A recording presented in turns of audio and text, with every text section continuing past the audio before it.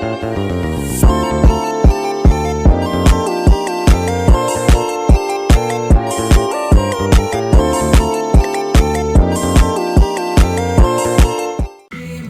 semuanya, perkenalkan nama saya Noveli Deborah Sitorus dengan NPM 2301020013 semester 2 dari program studi Pendidikan Bahasa Indonesia Fakultas Keguruan dan Ilmu Pendidikan Universitas HKBP Nomensen Pematang Siantar dengan mata kuliah Morfologi, dosen pengajar Bapak Junifer Siregar, SPD, MPD. Baik, di sini saya akan membahas proses morfofonemik. Namun sebelum itu, apa sih morfofonemik itu? Menurut Ramlan tahun 1978 halaman 52 bahwa morfofonemik merupakan salah satu kajian morfologi tentang perubahan fonem yang timbul sebagai akibat dari pertemuan morfem dengan morfem lainnya.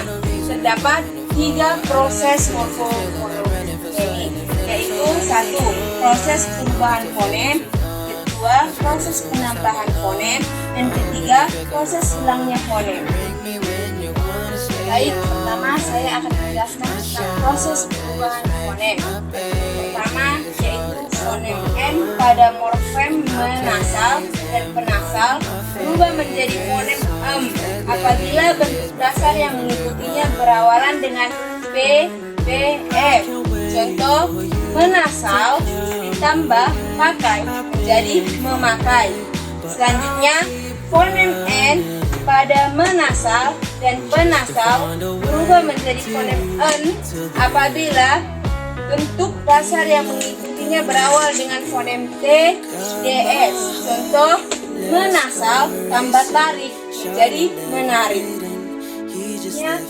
Ada yang C, fonem N pada morfem menasal dan penasal berubah menjadi N atau nya apabila bentuk dasar yang mengikutinya berawalan dengan S, C, J. Contoh, menasal tambah menyuci. Dan yang keempat ada fonem N pada morfem menasal dan penasal berubah menjadi N apabila bentuk dasar yang mengikutinya berawalan dengan K, G, X, H, dan vokal. Contohnya, menasal tambah kumpulkan menjadi mengumpulkan. Selanjutnya yang E, fonem R pada morfem ber dan ber mengalami perubahan menjadi fonem E sebagai akibat pertemuan dengan bentuk dasarnya berupa morfem ajar. Contohnya, ber tambah ajar menjadi belajar dan per tambah ajar menjadi pelajar. Dan terakhir, fonem ini pada morfem ketambahan, penasal tambahan, dan I mengalami perubahan menjadi fonem K sebagai akibat pertemuan dengan bentuk dasarnya berakhir dengan fonem I. Contoh, ketambahan tambah duduk, kedudukan.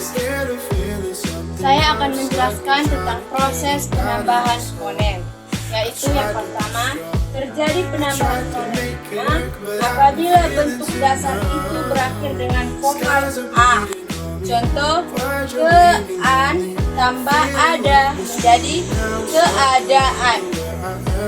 Yang kedua, terjadi penambahan fonem W apabila bentuk dasar itu berakhir dengan fonem U, O, Au.